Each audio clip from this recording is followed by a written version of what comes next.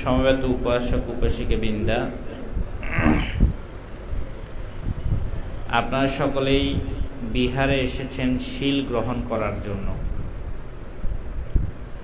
সকালে শীল গ্রহণ করেছেন, দেখা যায় আগামীকাল সকাল পর্যন্ত আপনারা এই অষ্টাঙ্গ উপোষদ শীল প্রতিপালন করবেন। তবে এই শীলের পাশাপাশি প্রধান লক্ষ্য ছিল যে শীল, আর এই শীলের পাশাপাশি আপনারা কিন্তু আরও অনেক পুণ্যকর্ম সাধন করে যাচ্ছেন। তাহলে একটি বিষয়কে কেন্দ্র করে একাধিক পুণ্যকর্ম সম্পাদন করে যাচ্ছেন। আর এই কর্মগুলো দেখা যায় শুধুমাত্র আমরা যেই ত্রৈমাসিক বর্ষাব্রত, এই ত্রৈমাসিক বর্ষাব্রতের মধ্যেই আপনারা শুধুমাত্র প্রতিপালন করে যাচ্ছেন। অন্য সময় এভাবে কিন্তু সকলে একত্রিত হন না। তার কারণ হচ্ছে যে আমরা দেখা যায় এই 3 মাসের মধ্যেই বিহারের মধ্যে আসি এবং অষ্টাঙ্গ উপোষদ শীল গ্রহণ করি। তো শীলের পাশাপাশি আপনারা সকালবেলা যেমন বুদ্ধ পূজা করেছেন, ভান্তেদেরকে সোয়াং দান করেছেন, কিছুক্ষণ পূর্বে চিত্তকে শান্ত করার জন্য এবং বিশুদ্ধ করার জন্য আপনারা খণ্ডকালীন ভাবনা করেছেন।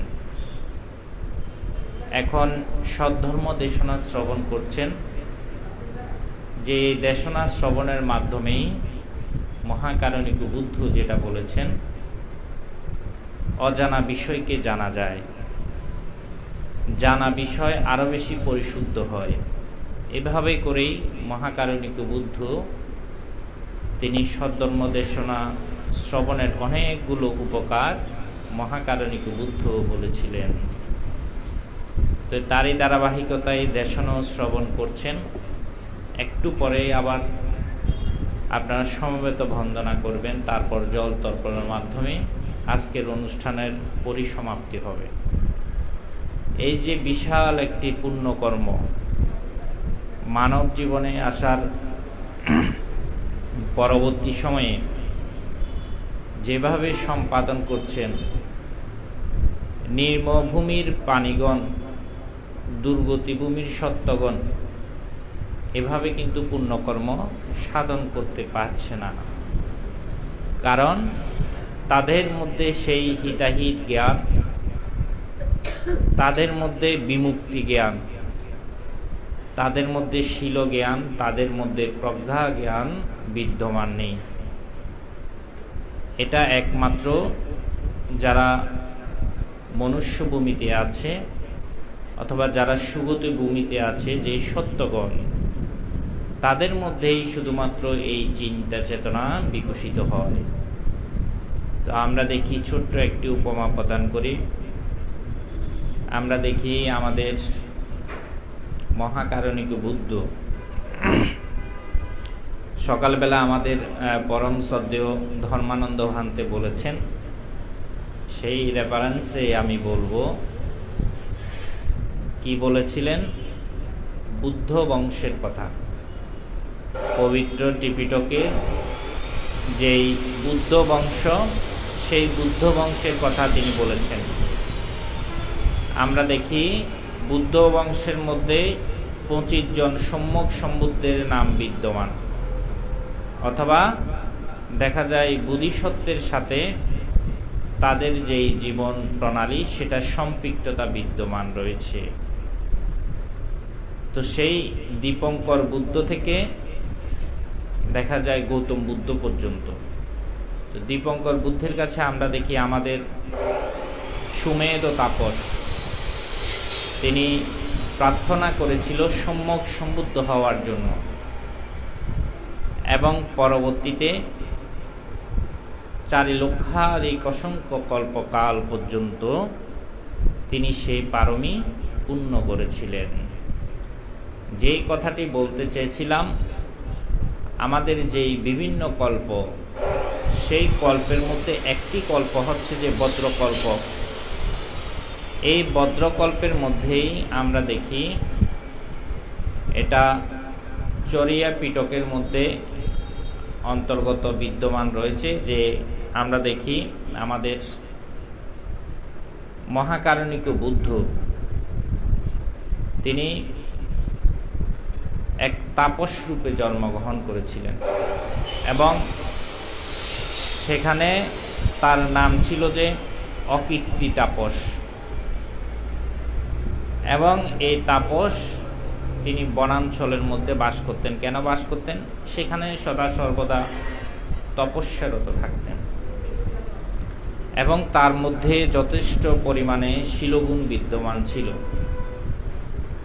আমরা শাস্ত্রের মধ্যে এমন উল্লেখ পাই, এমনভাবে দেখি,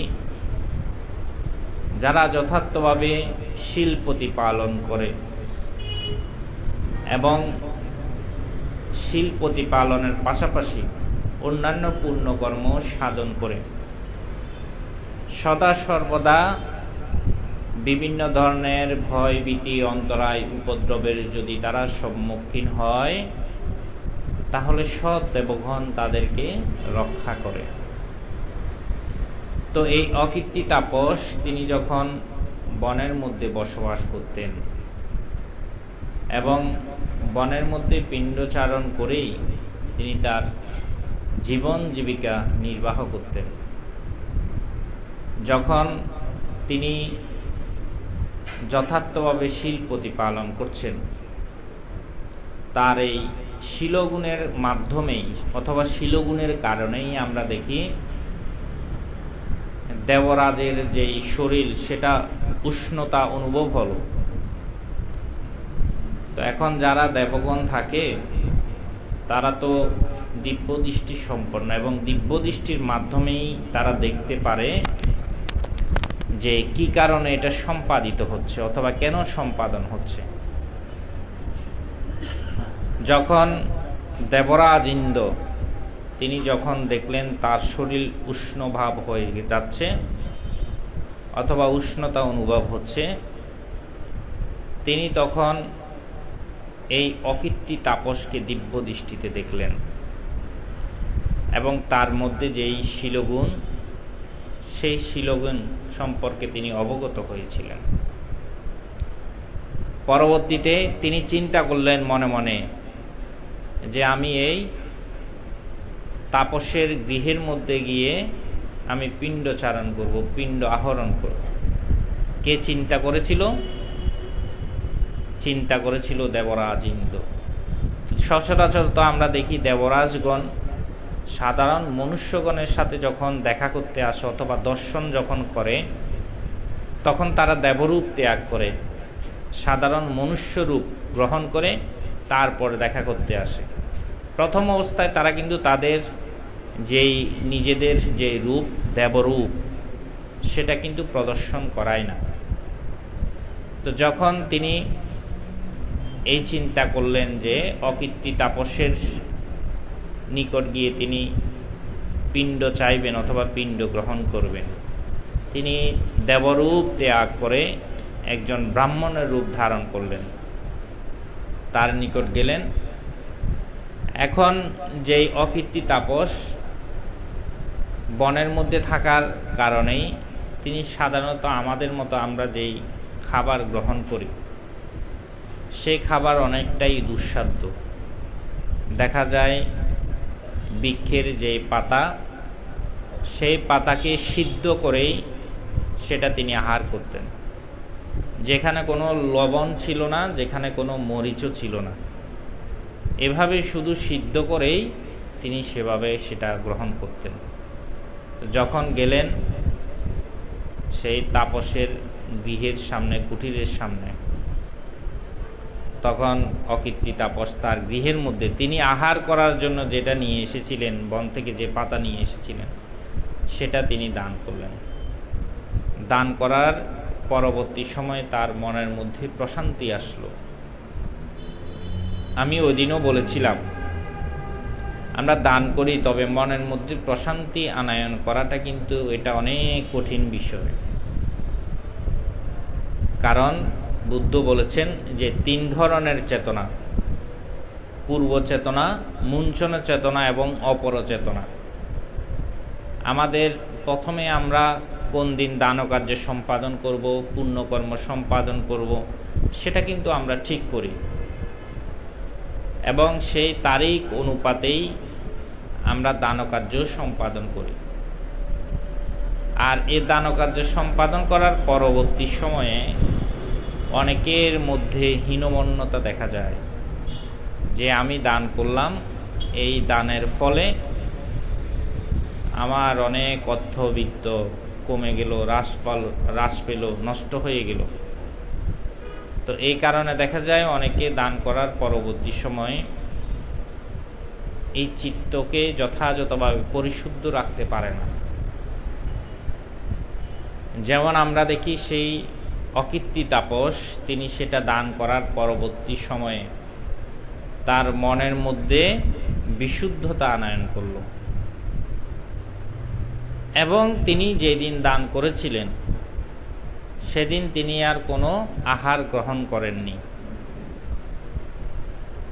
এবং সাথে সাথে এটাও বলেছিলেন যে আমি যে আজকে দান করছি, এভাবে আমি যদি 1 দিন 2 দিন মাসকে মাস যদি দান করতে হয়, আমি নিজে আহার না করে আমি এভাবে দান করব।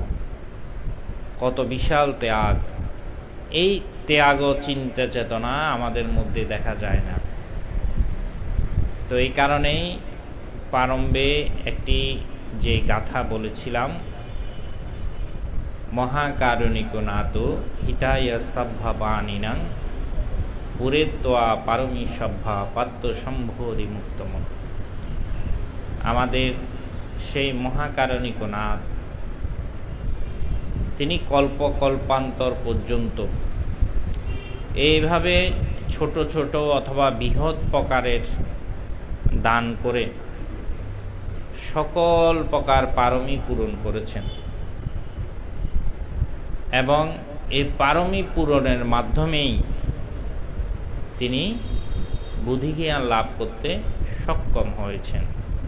তো আজকেও আপনারা যেমন সকাল থেকে আমরা দেখি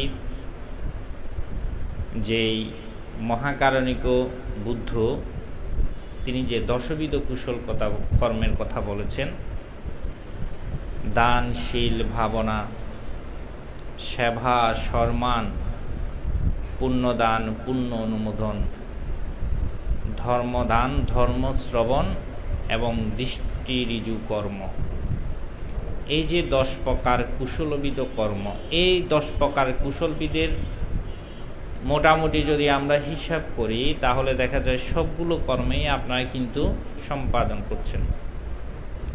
আপনারা সকালে দান করেছেন, দানের পাশাপাশি আপনারা ভ্রান্তেদের থেকে অষ্টাঙ্গ উপোষৎশীল গ্রহণ করেছেন, আপনারা কিছুক্ষণ পূর্বে খণ্ডকালীন ভাবনা করেছেন, এখানে যারা পূজনীয় ভ্রান্তে আছে তাদেরকে সেবা করেছেন, তাদেরকে সম্মান করেছেন।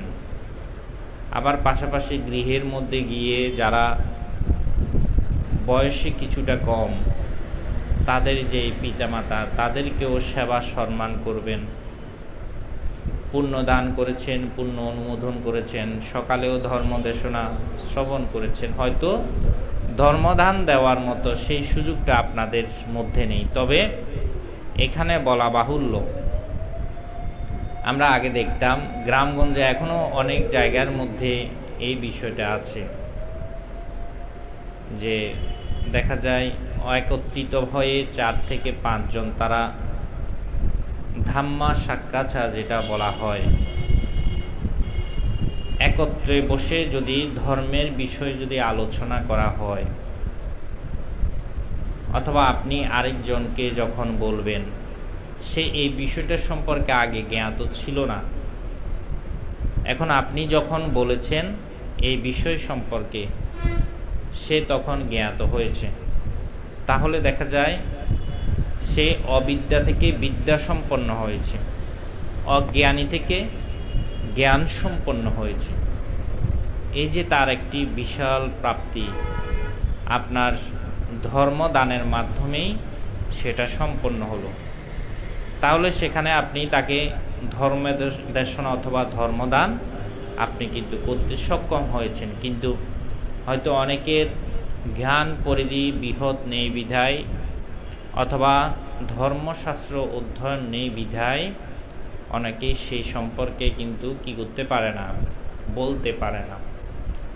তো সে কারণেই আমরা দেখি, আমরা যারা আছি আমরা অনেকটাই দেখা যায় ধর্মদেশনার উপর নির্ভর করেই আমরা ধর্মচর্চার প্রতি অনুরাগী বেশি হই,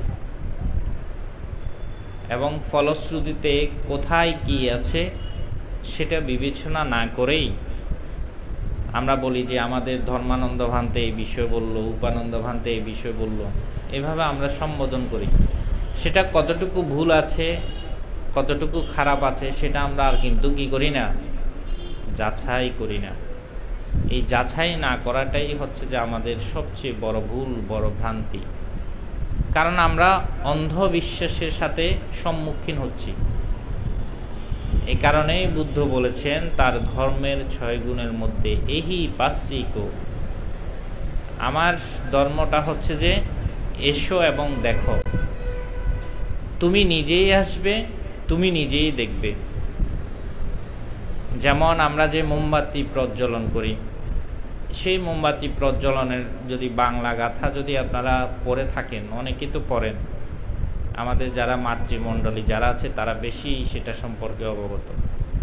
অন্ধকারে ধ্বংসকারী এই দীপদানে পুঁজিতেছি পুঁজিতেছি বুদ্ধ ভগবানে।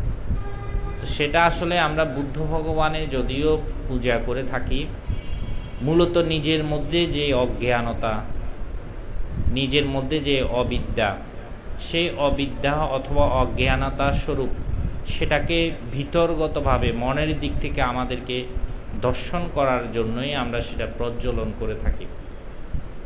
এটা হয়তো অনেকে বোধগম্য, অনেকের বোধগম্য না। তো সেদিক থেকে বলতে চাই, বুদ্ধ তো বলেছেন এহি পাশ্চিক, আমার ধর্মটা হচ্ছে যে এসো এবং দেখো, তারপর সেটা যাচাই করে তুমি গ্রহণ করো। মহাকারণিক বুদ্ধ তিনি যে দীর্ঘ ৪৫ বছর ধর্ম প্রচার করেছিলেন, সেখানে তিনি কখনো জাতের ভেদাভেদ করেননি, কারোর উপর চাপিয়ে দিয়ে তিনি ধর্মের প্রতি অনুরাগী করেননি। যেখানে গিয়েছেন তিনি সেখানে ধর্মদান দিয়েছেন, চতুরার্য সত্যের কথা বলেছেন, আর্যষ্টাঙ্গিক মার্গের কথা বলেছেন। এবং এই চতুরার্য সত্য, আর্যষ্টাঙ্গিক মার্গ, এই পন্থাগুলো অথবা এই পথগুলো, এই মার্গগুলোকে যারা উত্তম ভেবেছিলেন, জাত ভেদাভেদ ভুলেই তারা বুদ্ধের শাসন সদ্ধর্মের মধ্যে এসেছেন, সেগুলো গ্রহণ করার চেষ্টা করেছেন। তো সেই দিক থেকে বলতে চাই, এই যে ধর্মদেশনার উপর আমরা নির্ভর করে থাকি, সেটা কতটুকু সত্য এবং বুদ্ধের সেই পবিত্র ত্রিপিটকের মধ্যে কতটুকু বিরাজমান আছে, সেটাও কিন্তু আমাদেরকে যাচাই করতে হবে। এখন যে বিষয়টি আমাদের জন্য আগে যেটা দুর্লভ ছিল, দুষ্প্রাপ্য ছিল, সেটা আমাদের জন্য এখন একদম সহজবোধ্য। সেটা কি? পবিত্র ত্রিপিটক এখন বাংলায় অনুদিত। আমরা ইচ্ছা করলেই ত্রিপিটক অধ্যয়ন করতে পারি, আমাদের জ্ঞানকে সম্প্রসারণ করতে পারি। মহাকারণিক বুদ্ধ কিভাবে গৃহী জীবন পরিচালনা করার কথা বলেছেন, কিভাবে সেটাকে বিচার বিশ্লেষণ করেছেন। যেমন শ্রদ্ধেয় ধর্মানন্দ ভান্তে সকালে বলেছেন যে অট্টকথার কথা, বুদ্ধ বংশ অট্টকথার কথা।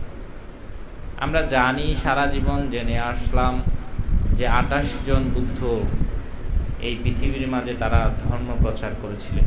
কিন্তু কিভাবে ধর্ম প্রচার করেছেন, কোন ধর্ম প্রচার করেছেন, এটা যখন বিস্তারিত থেকে আরও বেশি বিস্তারিত আমরা জানতে চাইব, তখন অবশ্যই আমাদের অট্টকথার প্রয়োজন আছে। তো এভাবে মূলত আসলে ধর্মচক্ষু অথবা জ্ঞানচক্ষু আমাদেরকে বিকশিত করতে হলে বেশি বেশি আমাদেরকে ধর্ম অধ্যয়ন করতে হবে, যেটার মাধ্যমে আমরা বুঝতে পারবো যে বুদ্ধের সময়কালীন সময়ে যারা শ্রেষ্ঠী ছিল, যারা ব্রাহ্মণ ছিল, যারা তাপস ছিল, অথবা অন্যান্য ব্যক্তিবর্গ যারা ছিল, তারা কিভাবে ধর্ম করেছে আর আমরা কিভাবে ধর্ম করছি। যেমন রাজাগণ বুদ্ধের সান্নিধ্যে থেকে বুদ্ধের সেই ধর্মকে যথার্থভাবে প্রচার ও প্রসারের জন্য সাহায্য সহযোগিতা করেছিল। কিন্তু আমরা এখন ভান্তেদের সামনে এসে ভান্তেকে অনেক সময় দেখা যায় 1 মিনিট, 2 মিনিট, 5 মিনিট, 10 মিনিট সময় দেওয়ার পরেও কিন্তু আমরা ব্যস্ত হয়ে যাই। তাহলে বুদ্ধের সময়কালীন সময়ে সে রাজা অথবা সৃষ্টিগণ তাদের বিশাল সম্পদ বলেন, বিশাল সময় বলেন, সকল কিছু বুদ্ধকে অকাতরে বেরিয়ে গিয়েছিল।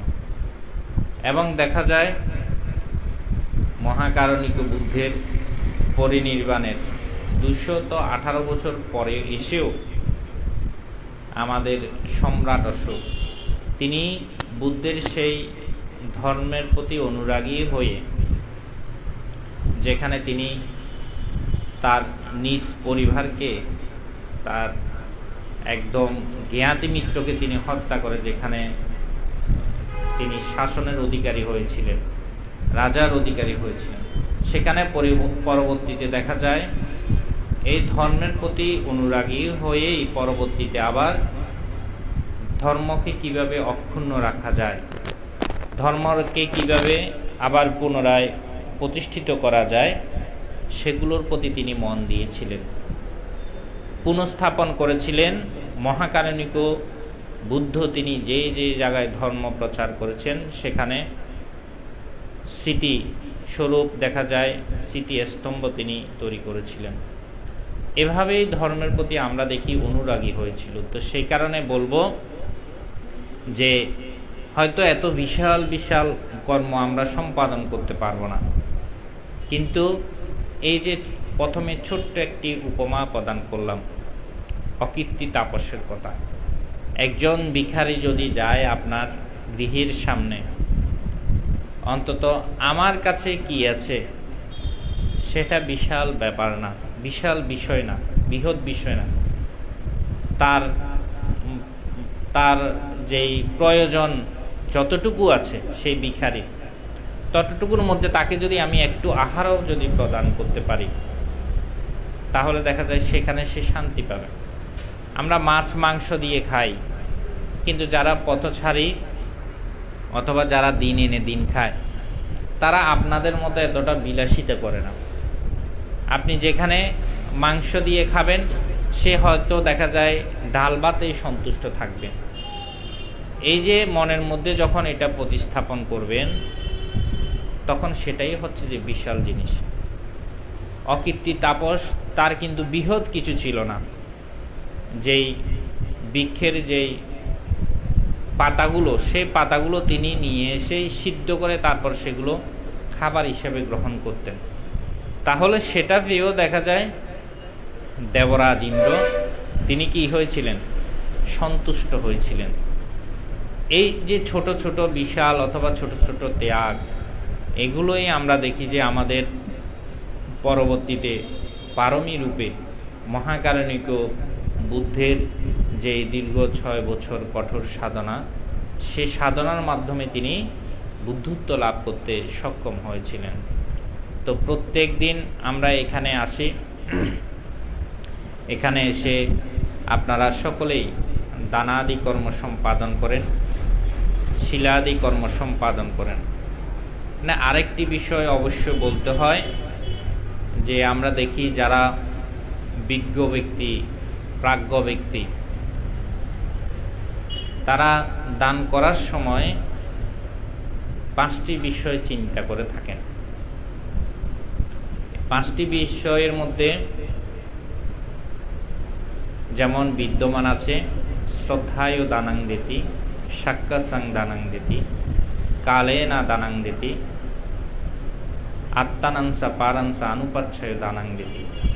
এবং আরেকটি বিষয় আছে অনুগ্রহিত চিত্তা দানাং দেতি। তো এখানে যেমন সাক্কাসাং দানাং দেতি, দ্বিতীয় নম্বরে যে বিষয়টি আছে, দানীয় বস্তু এবং দানগ্রহীতা, এটার উপর বিশ্বাস রেখেই আমাকে দান দিতে বলেছেন। সেটা যদি আমরা দান দিই তাহলে সেটা যথার্থ দান হবে। তো এখানে দানীয় বস্তুর মধ্যে বিবিধ ধরনের দান রয়েছে। এখানে 3 নম্বরে আমি যে কথাটি বলেছি, কালে না দানাং দেথি, যেমন আপনারা আজকে এখানে যারা বসেছেন, এই দুটি বিষয় আলোচনা করার একটু কারণ আছে, না হলে এটা আলোচনা করতাম না। আপনারা এখানে যে বসেছেন, আমাদের এই বিহারের সাথে যারা প্রথম থেকে সম্পৃক্ত আছেন, প্রথমে দেখেছেন আমাদের ওই ছোট্ট খণ্ড, এই ছোট্ট ভূমির মধ্যেই আমাদের বিহার ছিল। যখন আসতেন সকালে এবং বিকালে শীল গ্রহণ করার জন্য, দেখা যায় কোনো দিন বসে যে 2 মিনিট ভান্তেদের থেকে ধর্ম শ্রবণ করবেন, সেই সুযোগ আপনাদের ছিল না। আসতেন ঠিক আপনারা ঘরের মধ্যে অষ্টাঙ্গ উপসৎশীল গ্রহণ করা আর ভান্তের সামনে এসে ভান্তের থেকে গ্রহণ করার মধ্যে আমাদের নিজেদের মধ্যে কেমন যেন একটি পরিশুদ্ধ আর অপরিশুদ্ধর বিষয় প্রশ্ন উঠে যায়। আমরা মনে করি যে ভান্তের থেকে আমি যদি অষ্টাঙ্গ উপসৎশীল গ্রহণ করি তাহলে সেখানে আমার মনটা পবিত্র থাকে, চিত্ত বিশুদ্ধ থাকে এবং সেই শীল গ্রহণ পরিপূর্ণ মনে হয়। তো এত ব্যস্ততার মধ্যেও অথবা এত ঝামেলার মধ্যেও দেখা যায় দাপে দাপে আপনাদেরকে শীল প্রদান করা হতো এবং পরবর্তীতে দেখা যায় আরেকটু আপনাদেরকে সহযোগিতা করার জন্য আমাদের শ্রদ্ধেয় ভান্তে আরও ভূমি বর্ধন করেছেন, আরেকটু জায়গা নিয়েছিলেন। তখনও দেখা যায় সকালে এতটা সময় হতো না আপনাদেরকে যে একটু করে ধর্ম দান করবে। অনেক সময় হতো, আবার অনেক সময় হতো না। কেন হতো না? যে এত মানুষ ছিলেন আপনারা সকলেই ছোট্ট জায়গার মধ্যে। অনেকে বাইরে দাঁড়িয়ে থাকাকালীন সময়ে আবার আপনাদেরকে বিশাল সময় ধরে ধর্ম দেশনা করা হবে, সেটা উপযুক্ত ছিল না। বিকেলে কিছুটা আপনাদেরকে ধর্ম দেশনা করা হবে, কিন্তু আজকে অথবা এখন যেটা করা হচ্ছে সেটা একদম সম্পূর্ণ ভিন্ন।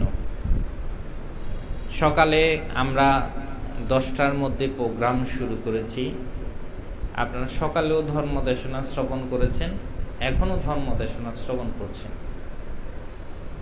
এটা এই যে সুযোগ, এই সুযোগের মধ্যে আপনাদেরকে একটি বিষয় বুঝতে হবে, এখানে আপনাদের বিশাল একটি ত্যাগ আছে।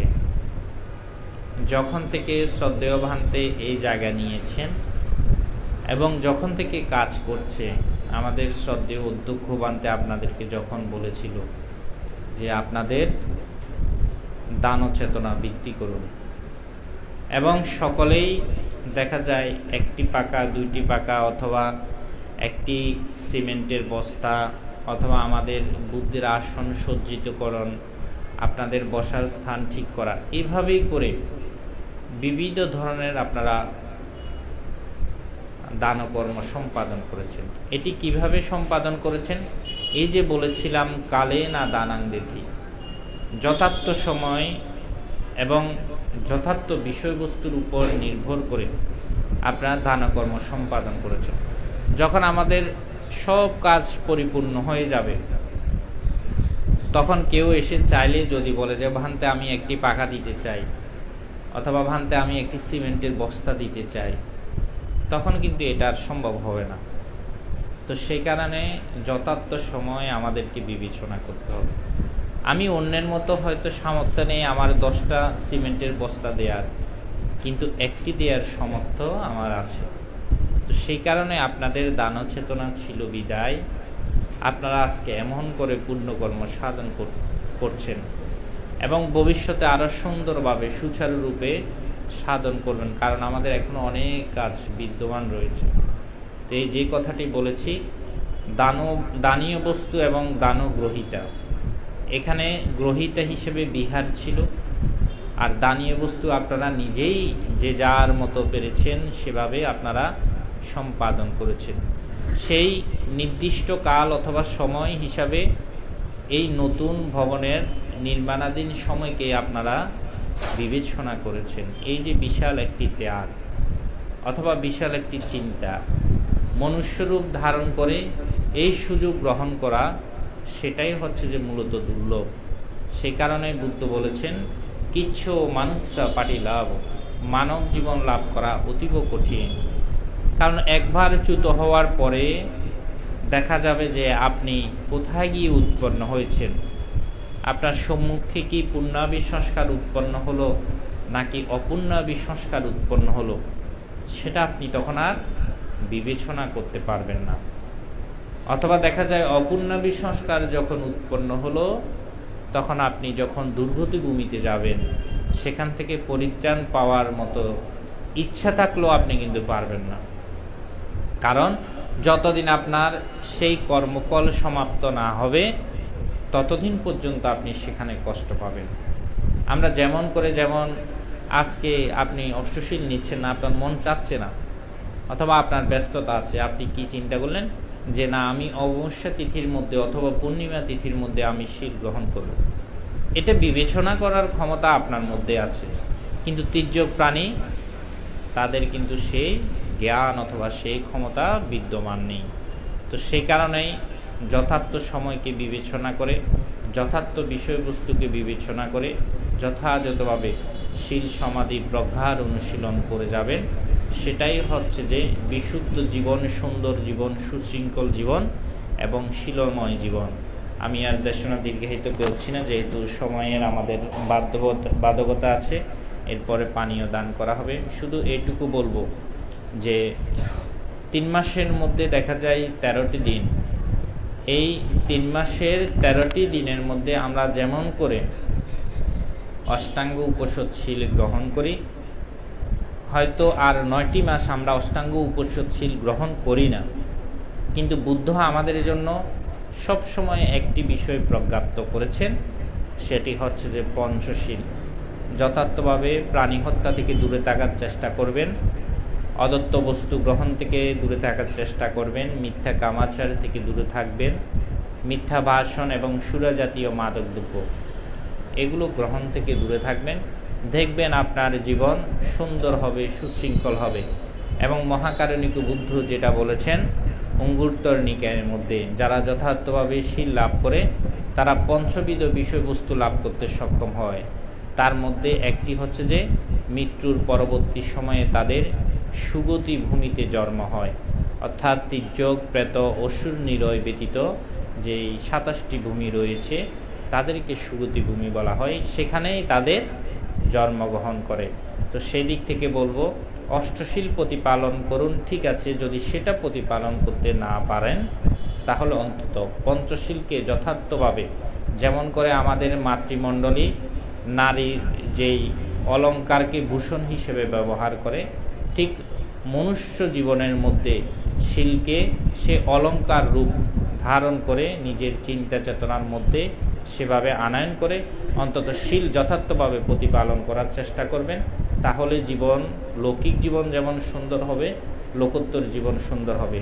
সকলের জয়মঙ্গল কামনা করে আজকের এই পূর্ণ অনুষ্ঠানের পরম পূজ্য অত্র বিহারের বিহার অধ্যক্ষ ভান্তিকে বন্দনা জ্ঞাপন করে, উপস্থিত পরম শ্রদ্ধেয় ধর্মানন্দ ভান্তিকেও বন্দনা জ্ঞাপন করে আমি আমার ধর্মদান এখানে সমাপ্তি করলাম। জগতের সকল প্রাণী সুখী হোক।